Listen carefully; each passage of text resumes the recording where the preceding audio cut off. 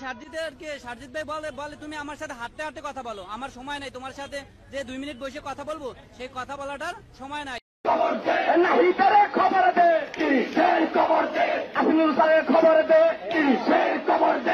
সারজিৎ ভাইকে এখন পর্যন্ত 300 বারের উপরে কল হয়েছে আমার নিজের নাম্বার থেকে। করলাম এই দেশের জন্য এত কিছু যে করলাম, সে কি ভিক্ষার জন্য? মির্জা ফখরুল যদি নারী টানি নিয়ে ভিডিও টিডিও রাখা থাকে আগে থেকে বলে দেন, বুড়া বয়সে মান সম্মান নষ্ট করেন না যে আমাকে এইভাবে ট্র্যাপে। গণহত্যার কথা এবার আমি থামালাম, এখন যেটা শুরু হয়েছে সেটা হচ্ছে গণগ্রেফতার। প্রমাণ থাকুক না থাকুক গ্রেফতার করে নিয়ে যাও। সাধারণ সমন্বয়কদের কাছে প্রথম সারির সমন্বয়করা হয়ে পড়েছে দূর আকাশের চাঁদ। ইচ্ছা করলেই এখন তাদের সঙ্গে কথা বলা যায় না, ডাকলেও শুনেন না, পাশে থাকলেও ফিরে তাকান না। সাধারণ সমন্বয়ক ও ছাত্রছাত্রীরা এখন নিজেদের অস্তিত্ব খুঁজছেন। সার্জিস সহ অন্য সমন্বয়করা এখন দেশ গঠন নিয়ে অনেক ব্যস্ত, কিন্তু সাধারণ ছাত্রছাত্রীদের কথা শোনা কি তাদের কাজের মধ্যে পড়ে না?